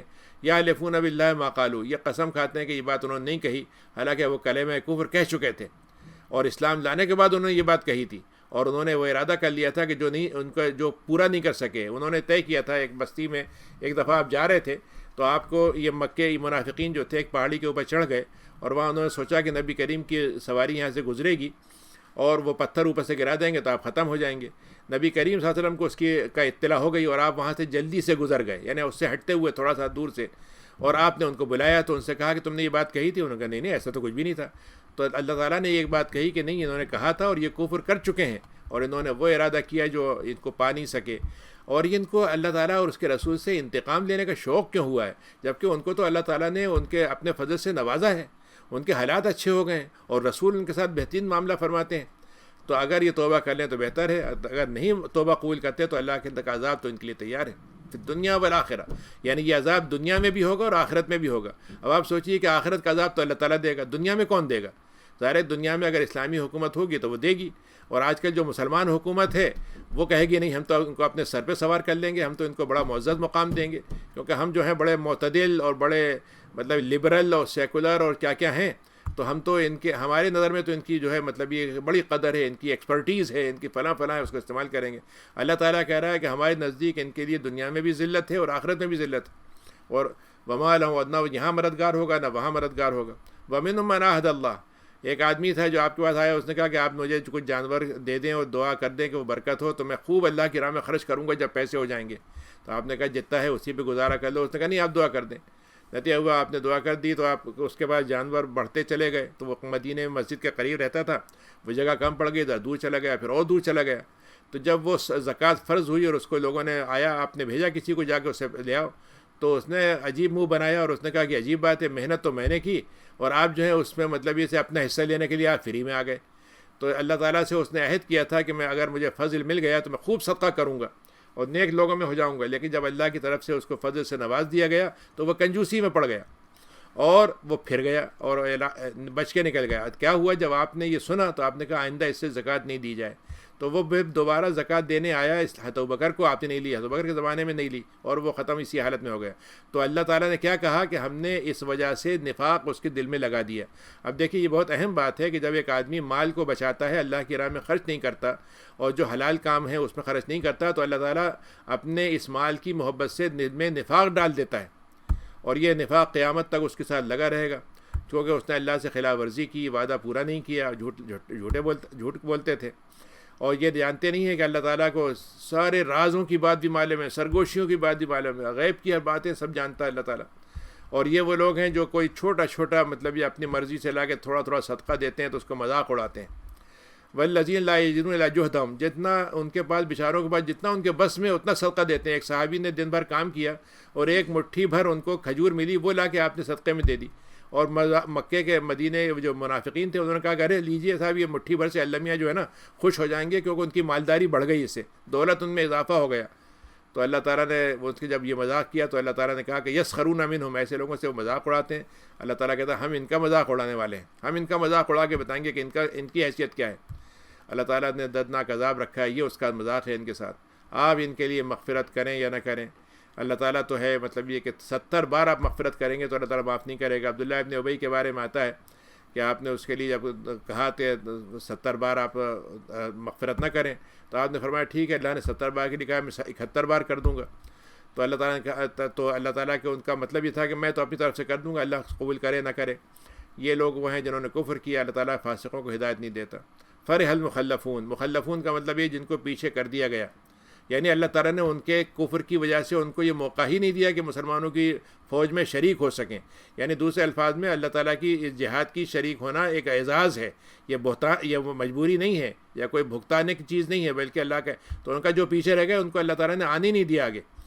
خلاف رسول اللہ، وہ اپنے نبی کو پیچھے چھوڑ کے چلے گئے اور انہوں نے ناپسند ہوا ہے، ان کو برا لگا کہ اللہ کے راہ میں مال و نفس سے جہاد کریں. اور انہوں نے یہ کہا کہ لا تنفروا فی الحرب، دوسروں سے بھی کہا کہ اتنی گرمی میں کہاں جاتے ہو. تو ان سے یہ فرما دیجئے کہ جہنم کی گرمی اس سے بھی زیادہ گرمی اس وقت ہے جتنی تم دیکھ رہے ہو اس وقت، اگر ان کو سمجھ میں آ جائے تو بات. تو ان کو چاہیے کہ جتنی دنیا ہے خوب ہنس لیں اس میں، وہ جتنی بھی ہنسیں گے تھوڑا سا ہے، لیکن رونے کا زمانہ ان کا زیادہ ہوگا. اپنے کیے کی کمائی ان کو یہی ملے گی. فَإِن رَجَعَكَ اللَّهُ، تو آپ جب تبوک سے واپس جائیں اور ایک آپ کے پاس گروہ واپس آئے اور یہ کہے کہ اچھا اس دفعہ تو ہم نہیں گئے لیکن اگلی دفعہ آپ ہمیں لے کے چلیے گا، ہم جائیں گے آپ کے ساتھ. تو آپ ان سے فرما دیجیے گا اب تم میرے ساتھ نہیں جاؤ گے اور تمہیں میرے ساتھ لڑنے کی ضرورت نہیں ہے، تم نے پہلی دفعہ بیٹھنے کا طے کر لیا، اب تم بیٹھے ہی رہو. وَلَا تُصَلِّ عَلَىٰ أَحَدٍ مِّنْهُمْ، اے نبی آپ ان کے اوپر نماز مت پڑھیں، ان لوگوں کا جو مطلب یہ مر گئے، کبھی آپ ان کے پیچھے ان کی نماز جنازہ نہیں پڑھیں اور ان کی قبر پہ آپ کھڑے نہ ہوں. یہ عبداللہ ابن ابی کے بارے میں ہے کہ آپ کو روکا گیا کہ آپ ان کی نماز نہ پڑھیں. اِنَّهُمْ كَفَرُوا بِاللَّهِ وَرَسُولِهِ، انہوں نے اللہ اس کے رسول کے ساتھ کفر کیا. وَلَا تُعْجِبْكَ أَمْوَالُهُمْ وَلَا أَوْلَادُهُمْ، اور تمہیں ان کے مال اور دولت کی، تمہیں جو ان کے پاس بہت مل گیا اس سے تمہیں پریشانی نہیں ہونا چاہیے کہ دیکھو بھائی ماشاءاللہ ہمیں تو رشک آ رہا تم پر، اس کی ضرورت نہیں ہے. یہ مال و دولت کی کثرت ان کے لیے عذاب بڑھانے کا ذریعہ بن گئی اور ان کی جان جب نکلے گی بڑی مشکل سے نکلے گی اور بڑے کفر کی حالت میں نکلے گی. جب کوئی صورت اتاری جاتی ہے اور یہ کہا جاتا ہے کہ اللہ پر ایمان لاؤ اور جہاد کرو، تو یہ کیا کہتے ہیں، یہ آتے ہیں جو بڑے صاحب حیثیت لوگ ہیں اور جن کے اندر استطاعت مال کی بھی ہے اور اپنے جسمانی طور پر بھی ہیں، وہ آ کہتے ہیں ہمارے تو فلاں عذر ہے، فلاں چیزیں ہیں اور آپ ہمیں پیچھے چھوڑ دیں. تو وہ چاہتے ہیں کہ پیچھے رہ جانے والوں کے ساتھ رہ جائیں. پیچھے رہنے جانے والے کون ہیں؟ جو مریض ہیں، جو عورتیں ہیں یا بچے ہیں یا وہ کمزور لوگ ہیں جو نہیں جا سکتے. تو اللہ نے کہا کہ تم انہی کے ساتھ بیٹھنا پسند کرتے ہو، ٹھیک ہے تم پیچھے ہی رہو. تو ان کے دلوں میں مہر لگا دی گئی ہے، وہی سمجھ کے دیں گے. لیکن جو لوگ رسول اور جو ان کے ماننے والے ہیں وہ کیا کرتے ہیں، وہ تو جہاد میں چلے جاتے ہیں، دوڑ پڑتے ہیں اور یہ کیا کرتے ہیں، خیر کی طرف ان کا ہر خیر میں رغبت ہوتی ہے. تعالیٰ نے کہا کہ ہم بھی ان کو خیر سے خوب نوازیں گے اور کامیاب ہوں گے. اللہ تعالیٰ نے ان کے لیے جنتیں تیار کر رکھی ہیں، جہنم نہریں بہتی ہوں گی، ہمیشہ رہیں گے. یہ بہت بڑی کامیابی ہے. وجال معذرون، اور عذر پیش کرنے والے آپ کے بعد بدو جو پاس رہتے تھے، بادیہ نشین ٹینٹ والے، وہ آپ کے پاس آتے تھے کہ آپ ان کو اجازت دے دیں. وقعد الذین، اور وہ آپ کے ساتھ اس لیے بیٹھے ہیں تاکہ جھوٹ بول کے اللہ اس کے رسول سے کوئی مہلت مانگ لیں. ان کو بھی کفر نصیب ہوگا اور دردناک عذاب ہوگا ان کے لیے. اور ہاں، جو لوگ کمزور ہیں یا بیمار ہیں ان کے اوپر کوئی ان کے اوپر پکڑ نہیں ہوگی اگر وہ نہیں جا سکیں، اور خاص طور سے اگر وہ ایسے لوگ جن کے پاس سفر کرنے کے لیے تیار ہیں لیکن سفر کی سواری نہیں ہے، تو اللہ تعالیٰ نے کہا کہ ہم نے ان کو معذور مان لیا اور ان کے اوپر کوئی گناہ کی بات نہیں. اگر وہ اللہ اس کے رسول کے ساتھ خیر خواہی چاہیں گے، یعنی برائی نہیں چاہیں گے، تو ہم ان کو معاف کر دیں گے. ان کے لیے کوئی محسنین پر اللہ کے یہاں کوئی پکڑنے کا راستہ نہیں ہے. ولا علی الذین، اس طریقے سے ان آدمیوں کو بھی کوئی گناہ نہیں ہوگا. ان کو آپ نہیں لے جا رہے ہیں اور آپ نے کہا کہ بھائی میرے پاس سواری نہیں ہے، کہ تم لے کے کہہ جاؤں تم تو یہیں بیٹھو، اور وہ بیچارے روتے ہوئے واپس گئے کہ یہ کیا ہوا کہ ہم چلے جاتے تو اچھا ہوتا. تو انہوں نے کہا کہ ایسے لوگوں پر کوئی سرزنش نہیں ہے، کوئی ان کو وہ نہیں ہے. راستہ تو اللہ کی طرف سے سرزنش کا ان کے لیے جو آپ سے اجازت لیں. وہ مالدار ہیں اور وہ چاہتے ہیں کہ پیچھے رہ جانے والوں کے ساتھ پیچھے رہیں، تو اللہ تعالیٰ نے ان کے دلوں پہ مہر لگا دی اور وہ نہیں جانیں گے.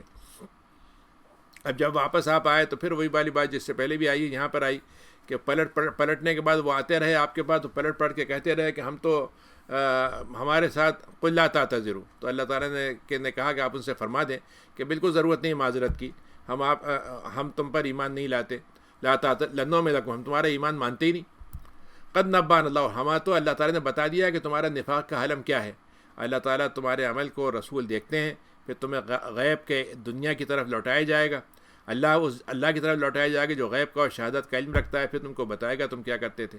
اور جب آپ کے پاس یہ آئیں پلٹ کے، اے نبی، آپ ان سے منہ موڑ لیجئے گا اور آپ ان سے یہ کہیں کہ آپ ہم سے توجہ ہٹا لیجئے، آپ ہمارے لیے کوئی سزا، تو آپ بھی ان سے منہ موڑ لیجئے گا. وہ تو بڑے ناپاک ہیں، ان کا ٹھکانہ جہنم ہے.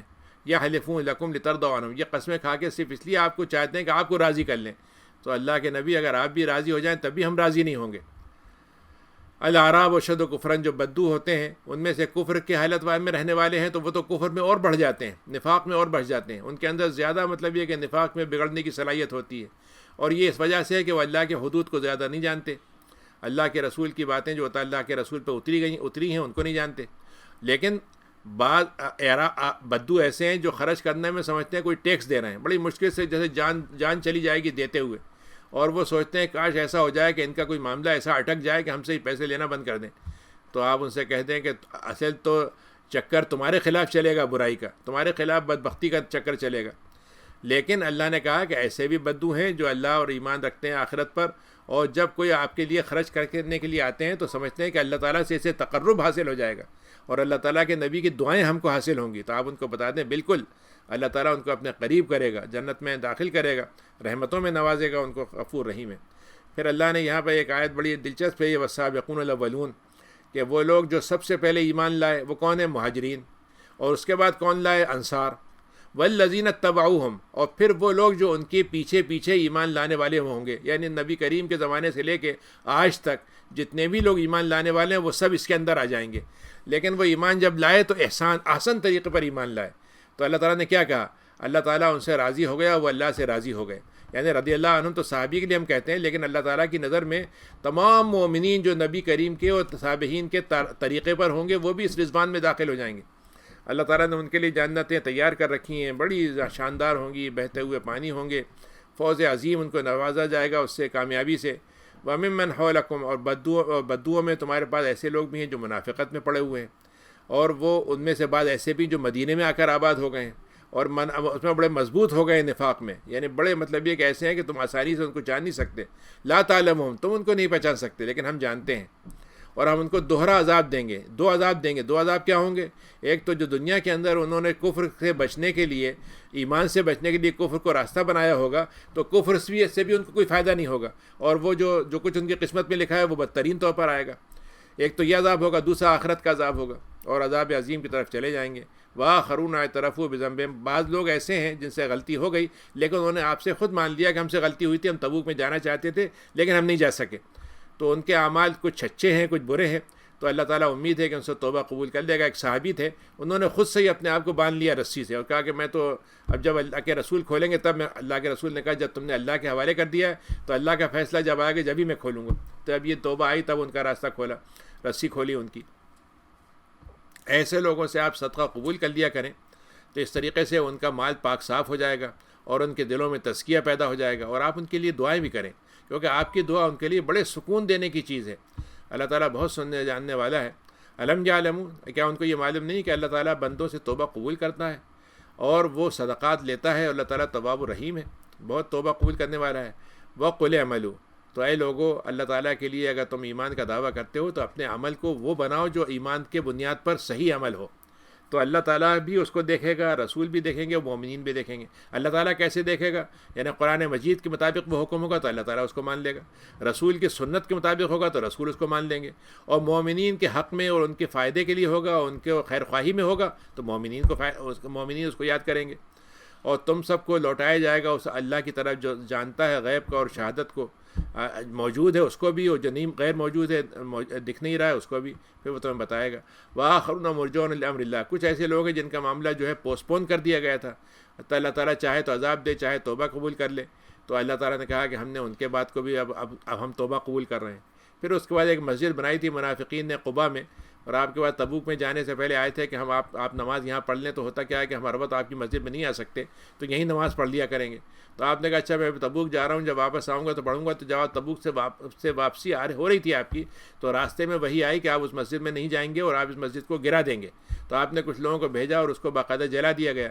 تو آپ نے فرمایا کہ جنہوں نے ایک مسجد بنائی ہے، مسجد کی شان کیا ہے کہ وہ مسلمانوں کو ضرر پہنچانے کے لیے بنائی گئی ہے، اور کاہے کے لیے بنائی گئی ہے؟ کفر کی تقویت، کفر کو اصلاً اندر سے، اوپر سے ایمان ہے اندر سے کفر ہے، کفر پھیلانے کے لیے بنائی گئی ہے، اور اس لیے کہ مسلمانوں میں تفرقہ پیدا کیا جائے، مسلمانوں میں گروہ بندیاں ڈالی جائیں۔ وارصاداً، اور ان کا کام کیا ہے کہ وہ یہاں سے مسلمانوں کے راز جمع کریں گے اور اللہ اس کے رسول کے دشمنوں کو وہ پہنچا دیں گے۔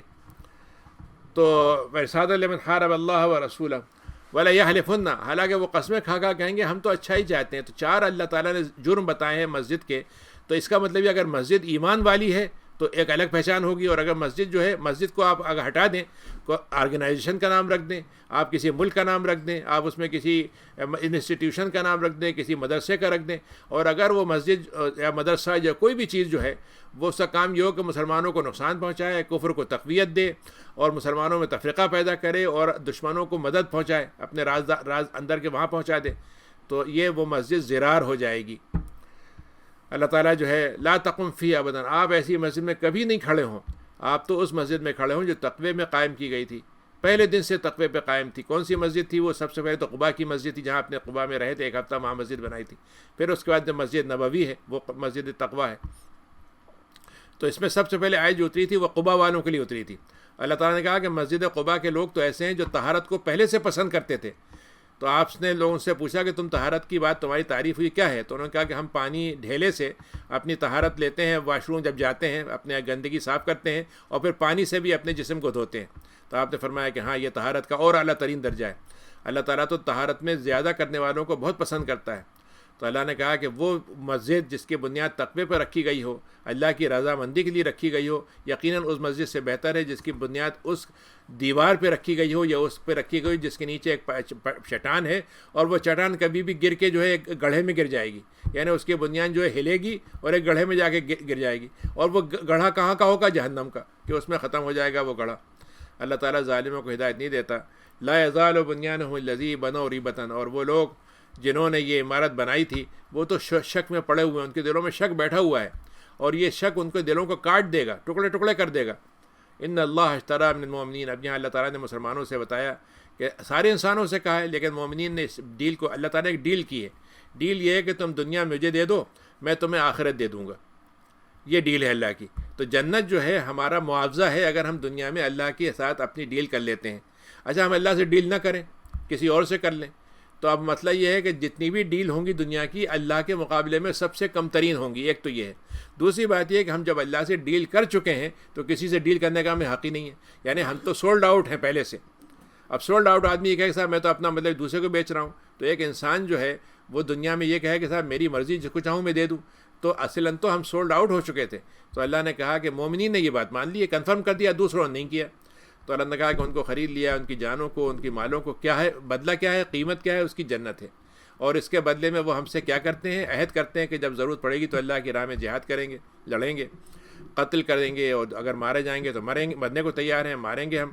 اور یہ اللہ کی طرف سے ایسا حق وعدہ ہے جو تورات میں بھی لکھا تھا, انجیل میں بھی لکھا تھا, اب قرآن میں لکھا ہے.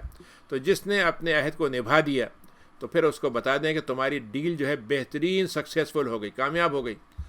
اور یہی کامیابی ہے. اور یہ ان لوگوں کی پہچان یہ ہوتی ہے کہ یہ توبہ میں لگے رہتے ہیں. یہ سارے الفاظ جو ہیں لگاتار ہیں, یعنی توبہ کرنے والے ہوتے ہیں, عبادتیں کرنے والے ہوتے ہیں, تعریفیں کرنے والے ہوتے ہیں, سیاحت کرنے والے ہوتے ہیں. سیاحت کا مطلب سفر کرنا بھی ہوتا ہے, اور سیاحت کا مطلب روزہ رکھنا بھی ہوتا ہے. یعنی دنیا میں ایک سفر ہوتا ہے اور ایک ہوتا ہے اپنی روح کا سفر. تو یہ روح کے سفر میں لگ جاتے ہیں رمضان میں. راکعون رکوع کرنے والوں کے ساتھ لگے ہوتے ہیں, سجدہ کرنے والوں کے ساتھ ہوتے ہیں, جو اچھائی کا حکم دیتے ہیں اس کے ساتھ لگے ہوتے ہیں, جو برائی کا حکم روکتے ہیں اس میں لگے ہوتے ہیں, اور جو اللہ نے حدود بتائی ہیں ان کی حفاظت کرتے ہیں. تو آپ مومنین کو بشارت دے دیں. مومنین نبی کے لیے جائز نہیں ہے کہ کسی ایسے والذین آمنوا, اور مومنین کے لیے بھی جائز نہیں ہے کہ کسی مشرک کے لیے مغفرت کی دعا کریں, چاہے ان کا رشتہ دار ہو.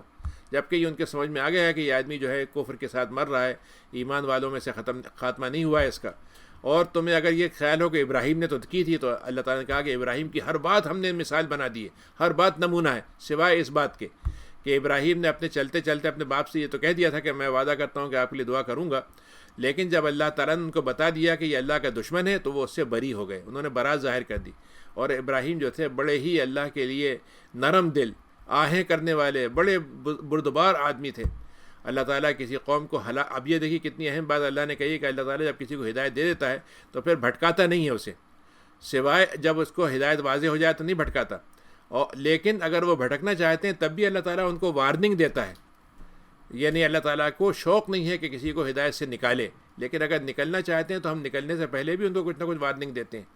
لیکن ان کو یہ بات معلوم ہو جاتی ہے کہ جو وہ کر رہے ہیں اس سے بچیں کیسے. ان اللہ لہ ملک السماوات والارض, اللہ تعالیٰ کے لیے آسمان زمین کی بادشاہت ہے, جس کو چاہے زندہ کرے, جس کو چاہے مردہ کرے, اور اللہ تعالیٰ کے علاوہ کوئی مددگار و ساتھی نہیں ہے.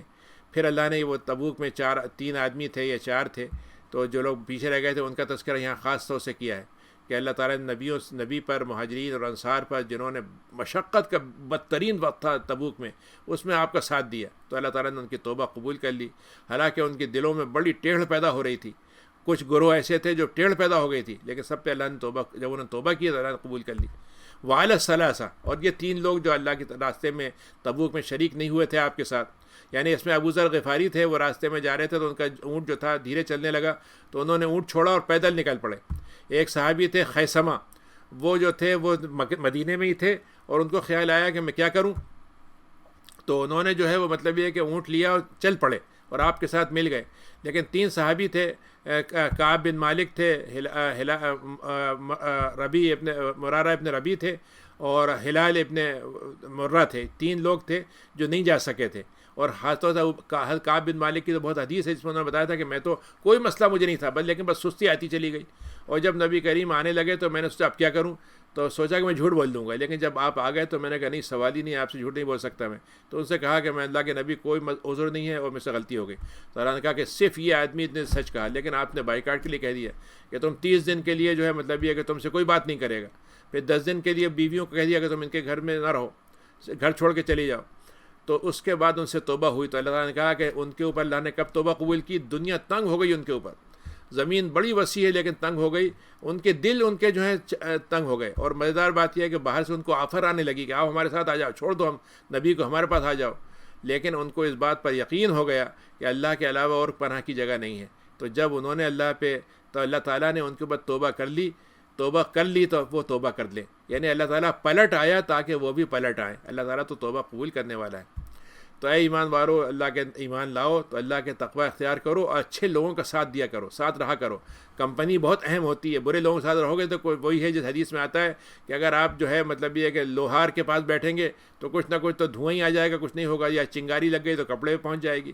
اور اگر آپ کسی خوشبو بیچنے والے کے پاس بیٹھیں گے تو کچھ لیں بھی نہیں, تب بھی خوشبو تو کم سے کم جسم میں, کپڑے میں بس جائے گی. پھر اللہ تعالیٰ نے کہا کہ دیکھو اہل مدینہ, جو مدینے کے لوگ ہیں, اور باستی والے، یعنی یہاں پر یہ صرف مدینہ جو ہے مدینہ تو رسول نہیں ہے، بلکہ دنیا میں ہر جگہ اللہ تعالیٰ کہہ رہا ہے کہ تم شہر میں رہتے ہو یا گاؤں میں رہتے ہو، تم لوگوں کو جہاں بھی رہو اللہ کے رسول کے ساتھ تمہیں چلنا چاہیے. یعنی جب اللہ کے رسول زندہ تھے اس وقت کے لیے بھی یہ ہے، اور اللہ کا جو مشن ہے اس کے لیے تمہیں نکل جانا چاہیے. تو جو لوگ ہیں کہ وہ اللہ کے رسول کو پیچھے چھوڑ کے نہ رہ جائیں اور اپنے آپ کو نبی کریم کے اپنے نفس کو نبی کریم کے نفس سے آگے نہ بڑھائیں، کیونکہ اگر وہ اللہ کی راہ میں ان کو پیاس لگ گئی، تھوڑی سی تھکن ہو گئی، یا وہ بھوکے رہ گئے اور اللہ کی راہ میں یہ تکلیف انہوں نے اٹھا لی، اور اس کی وجہ سے کافروں کو ان کے نکلنے پر بڑا غصہ آ رہا ہے اور بڑے مطلب یہ کہ دانت پیس رہے ہیں کہ کیا ہو جائے کیا نہیں کرتے، تو اللہ تعالیٰ کہتا ہے کہ اگر کافروں کو اس بات سے تکلیف ہو رہی ہے تو ہم اس بات کو ان کے لیے اگر کوئی دشمن سے ان کو تکلیف پہنچ گئی تو ہم یہ ساری چیزوں کو عمل صالح بنا دیں گے. اللہ تعالیٰ عمل کو ضائع نہیں کرتا. اور اگر تم اللہ کی راہ میں کچھ چھوٹا موٹا خرچہ دیتے ہو، چھوٹا سا خرچہ ہو، بڑا ہونا ضروری نہیں ہے، جتنا ہو سکتا ہے چھوٹا دے دیا بڑا دے دیا، اور ایک وعدی تم نے طے کر لی، تو اللہ تعالیٰ تمہیں اس کے بدلے میں بہترین بدلہ دے گا تمہارے عمل کے صلے میں. پھر اللہ نے اصول بتا دیا کہ جہاد ہر ایک پہ فرض نہیں ہے. جہاد کے علاوہ اسلام کی بے شمار خدمتیں، وہ الگ الگ خدمتیں الگ الگ گروہ بنا سکتے ہیں. تو اللہ نے کہا کچھ لوگ ایسے ہونے چاہیے بستی میں جو دین کا علم سیکھنے کے لیے جہاں پر دین کا مرکز ہو سیکھنے کا، وہاں جائیں، وہاں پر اس کو سیکھیں، اور جب وہ آ کر اپنی بستی میں واپس آئیں تو لوگوں کو دین کی باتیں بتائیں، تاکہ وہ لوگ بھی جو ہیں وہ چوکنے ہو جائیں اور بچے رہیں. اور اے ایمان والو، ان لوگوں سے تمہارے قریب کے کافر ہیں، تمہارے آس پاس کے کفر کرنے والے ہیں، ان سے تم لڑائی کرو. اگر وہ ایمان نہیں لائیں یا صلح نہیں کرے تو تم اس سے لڑائی کرو. وَلْيَجِدُوا فِيكُمْ غِلظَّةً، اور تمہیں ان کو محسوس ہو جائے تم سے کہ تم ان کے ساتھ ڈھیلا معاملہ نہیں کرو گے بلکہ سختی سے معاملہ کرو گے. وَإِذَا مَا أُنزِلَتْ سُورَةٌ، منافقین کے اللہ نے ایک عجیب پہچان بتائی ہے کہ جب کوئی صورت اترتی ہے تو ایمان والوں کے دل میں ایمان بڑھ جاتا ہے آیت اترنے سے. فَزَادَتْهُمْ ایمانًا، تو وہ لوگ پوچھتے ہیں کیوں تمہارا دل بڑھا، تمہارا ایمان بڑھا؟ تو ایمان والے کہتے ہیں ہاں ہمارا تو ایمان تو بڑھ گیا. لیکن جو مرض ہے جن کے دلوں میں نفاق کا، ان کے اندر نجاست اور بڑھ جاتی ہے اور کسی حالت میں مر جاتے ہیں. اولا یرون انہم یفتنون فی کل عام، اللہ تعالیٰ کہتا ہے کہ ہم کافروں کو سال میں ایک بار دو بار ایسے فتنے میں ضرور ڈالتے ہیں جس میں ان کو یہ سوچنا پڑتا ہے کہ ہم صحیح ہیں یا صحیح بات واقعتاً ہو رہی ہے ہمارے ساتھ کہ نہیں ہو رہی، اور ہم جو سمجھ رہے تھے ہم تو ہر حال میں محفوظ رہیں گے، یہ تو کیا ہو گیا ہمارے ساتھ، سارے وعدے ہمارے کو ساتھ جھوٹے ہو گئے، یا ہمارے ساتھ ہمارے جو خواب تھے وہ غلط ہو گئے. تو اللہ تعالیٰ کہتا ہے ہم ان کو بار بار جھٹکا دیتے ہیں سال میں ایک دو دفعہ، مگر یہ لوگ ہیں پھر بھی توبہ نہیں کرتے اور یاد دہانی نہیں لیتے. وَإِذَا مَا أُنزِلَتْ سُورَةٌ، جب ان کے پاس کوئی صورت اترتی ہوئی دیکھتے ہیں، مسلمانوں کے گروہ میں بیٹھے ہوئے ہیں، تو جب اتر رہی ہوتی ہے تو کیا کرتے ہیں، ایک دوسرے کو دیکھتے ہیں، اور جہاں دیکھا کہ مسلمان ان کو نہیں دیکھ رہے ہیں تو چپ چاپ سے نکل جاتے ہیں، وہاں سے غائب ہو جاتے ہیں. تو اللہ تعالیٰ کہتا ہے جب یہ ہم سے پھر گئے ہماری مجلس سے تو ہم نے ان کے دلوں کو اپنے آپ سے پھیر دیا، اور ان میں تفقع کی حیثیت ہی نہیں ہے، ان کے اندر سمجھنے کی صلاحیت ہی نہیں ہے. اے نبی، اے لوگوں ذرا سوچو، ہم نے تمہارے پاس جو رسول بھیجا کتنا عجیب ترین نبی ہے. تمہارے لیے جو چیز مشکل ہوتی ہے اس کو بہت برا گزرتا ہے، کوئی مشقت کی بات ہے تو اس کو بہت برا لگتا ہے، اور تمہارے لیے بے پناہ حرص رکھتا ہے کہ تمہیں کون سی چیز فائدے کی جو تمہیں مل جائے، کہاں سے تمہیں فائدہ مل جائے، کہاں سے اللہ تعالیٰ تمہارے لیے مزید انعامات سے تم کو نواز دے. اور بڑا رؤوف اور رحیم ہے، یعنی رؤوف رحیم اللہ کی صفتیں ہیں، لیکن اللہ نے نبی کریم کے لیے ان کو استعمال کیا ہے. فَإِن تَوَلَّوْا، اب اگر اس کے بعد بھی یہ پھر جاتے ہیں تو آپ فرما دیں کہ اللہ تعالیٰ میرے لیے کافی ہے، وہی میرا ایک رب ہے، اکیلا رب وہی ہے. علیہ توکلت، میں اس پر توکل کرتا ہوں، اور وہ عرش عظیم کا مالک ہے.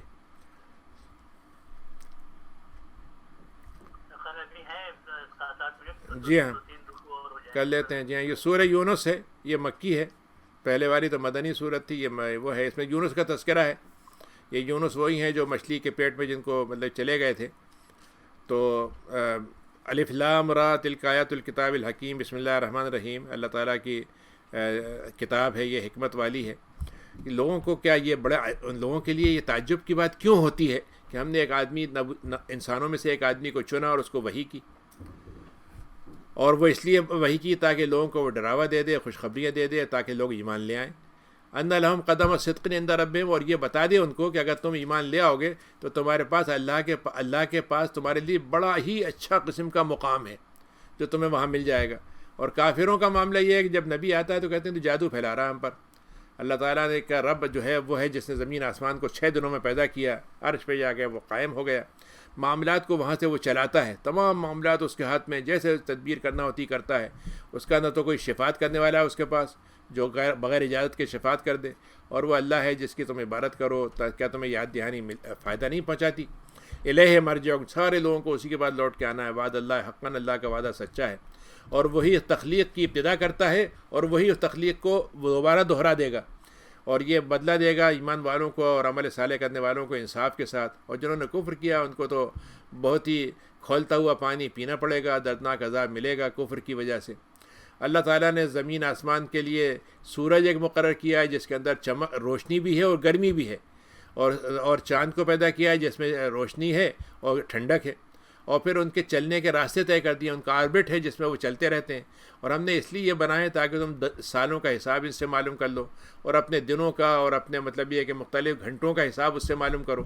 یہ جو اللہ تعالیٰ نے فائدہ کیا یہ حق کے ساتھ بنایا ہے، اور اس میں بڑی تفصیل ہے ان لوگوں کے لیے جو جاننا چاہتے ہیں۔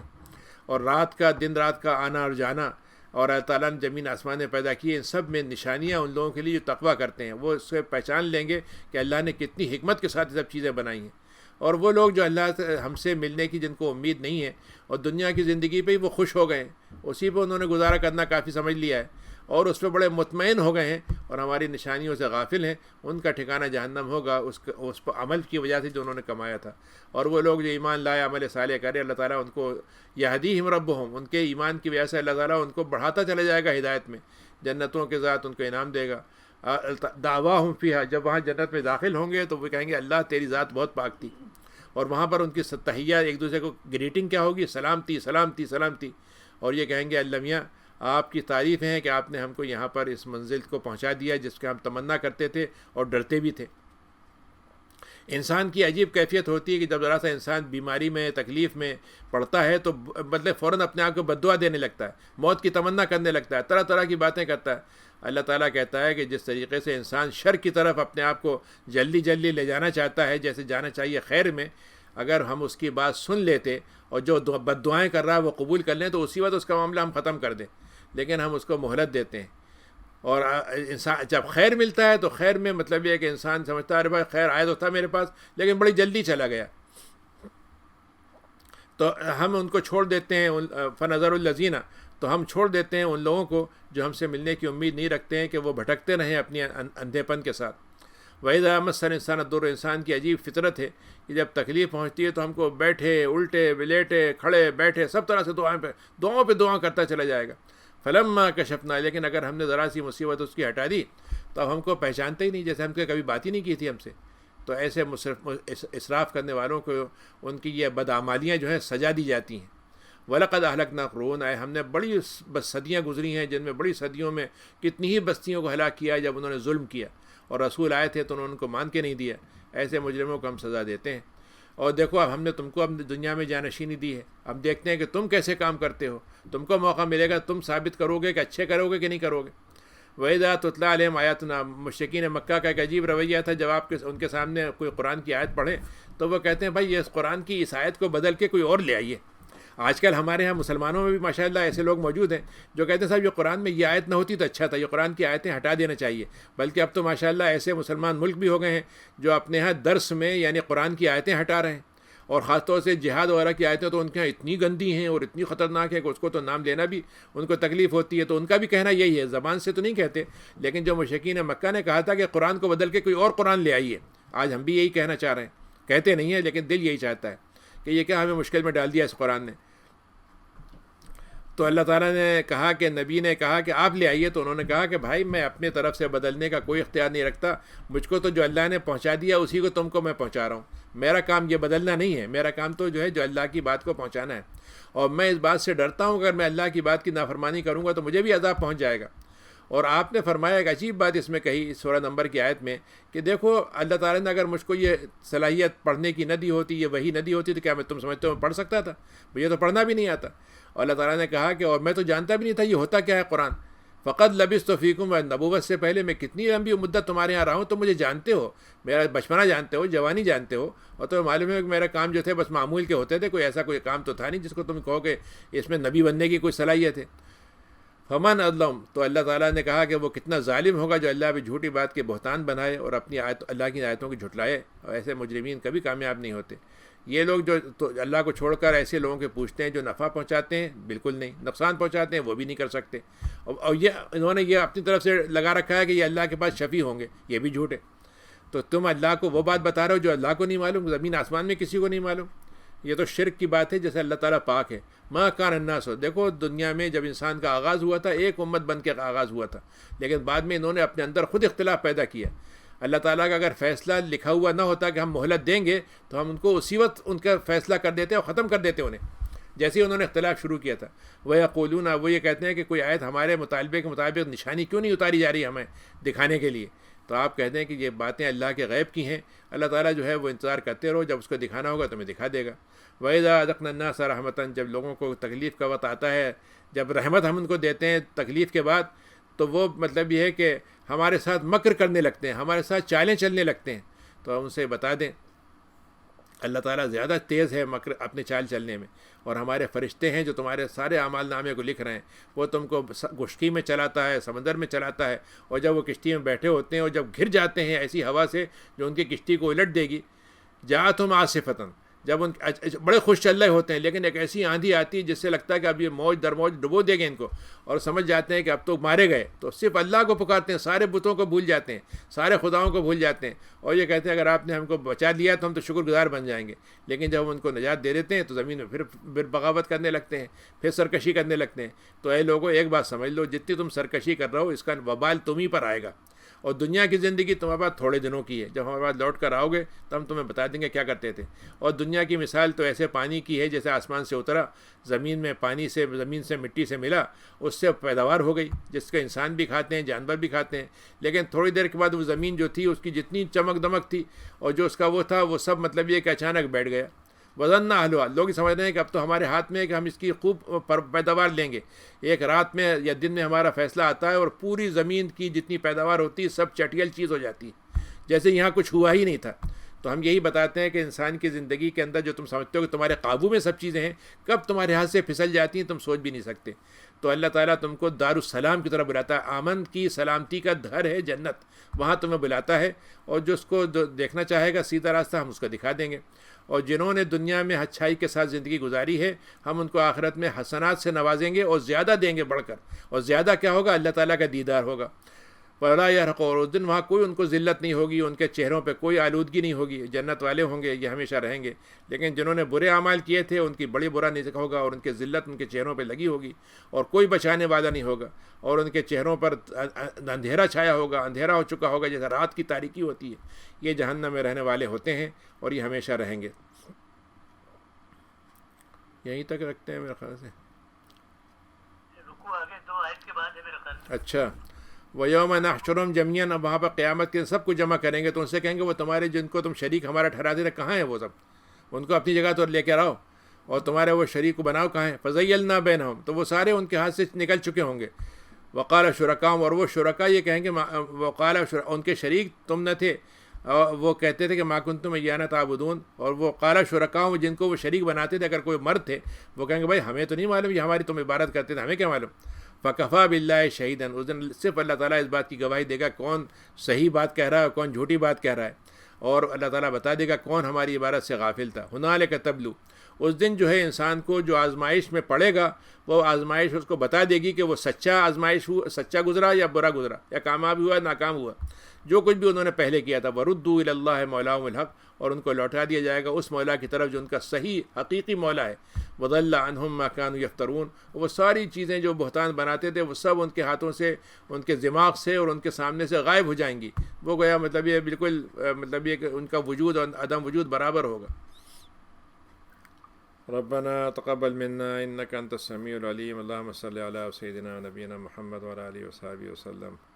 اے اللہ ہمارے روزوں کو قبول فرما، ہماری نمازوں کو، عبادتوں کو قبول فرما، ہمارے نیتوں میں اخلاص پیدا فرما، اعمال کے اندر ہمارے اندر کتاب و سنت کے مطابق ان کے اعمال کو چلانے کی توفیق عطا فرما، ہماری حفاظت فرما، ہمارے لیے معاملے آسان فرما، رمضان میں بھی، رمضان کے بعد بھی، جن حالات سے ہم گزر رہے ہیں اور جس کیفیتوں سے گزر رہے ہیں اس میں ہمارے لیے اطمینان کا لمحہ میسر ہو، راحت کا لمحہ میسر ہو، اور تشویش پریشانی اور اس سے ہم بچ سکیں، اس سے دور رہیں۔ اور جو حضرات ہم سے دنیا سے رخصت ہو گئے ہیں ان کے معاملات آپ بہتر طور پر ان کا معاملات ان کے لیے بہتر جگہ ان کے لیے فراہم کریں، ان کو بہتر مقام سے نوازیں، مغفرت سے نوازیں، اور جو بیمار ہیں ان کی بیماریوں کو دور فرما، ان کا علاج آسان فرما، اور ان کے علاج کو مفید اور شفا یاب بنانے کا ذریعہ بنا دے، اور آپ کی شفا یابی سے وہ مستفید ہوں، اور وہ علاج جو ان کے لیے ہے وہ گناہوں سے دوری کا، گناہوں سے بچنے کا ذریعہ بن جائے، گناہوں کے دھلنے کا ذریعہ بن جائے۔ اے اللہ، ہم کمزور ہیں، ہمارے اعمال میں بھی کمزوری ہے، ہمارے اپنے عہد و پیمان میں بھی کمزوری ہے، ہمارے بہت سے منصوبوں کے اندر کمزوری ہے۔ آپ اس میں اپنی مدد سے، اپنی نصرت سے، اپنی توفیق سے، اپنے منصوبوں کو اس میں شامل کر دیں تاکہ ہمارے منصوبے مضبوط ہو جائیں، ہمارے ارادے مضبوط ہو جائیں، ہماری کوششیں برابر ہو جائیں، ہماری طبیعتیں بحال رہیں، ہمارے اوپر کیفیتیں اترتی رہتی ہیں، تو ایسی کیفیت ہم پہ نہ ہو جس میں ہم آپ سے دور ہو جائیں، آپ کی رحمت سے دور ہونے لگیں، یا ہمارے اندر کوئی کیفیت ایسی ہو جس کی وجہ سے ہم پزمردگی کا اور کسی قسم کی ڈپریشن کا شکار ہوں۔ ہمارے لیے اور سب کے لیے خیر کا معاملہ فرما، اور اس کے لیے ہمیں جو اسباب ہوں وہ میسر فرما۔ سبحان ربک رب العزۃ عما یصفون وسلام علی المرسلین والحمد للہ رب العالمین۔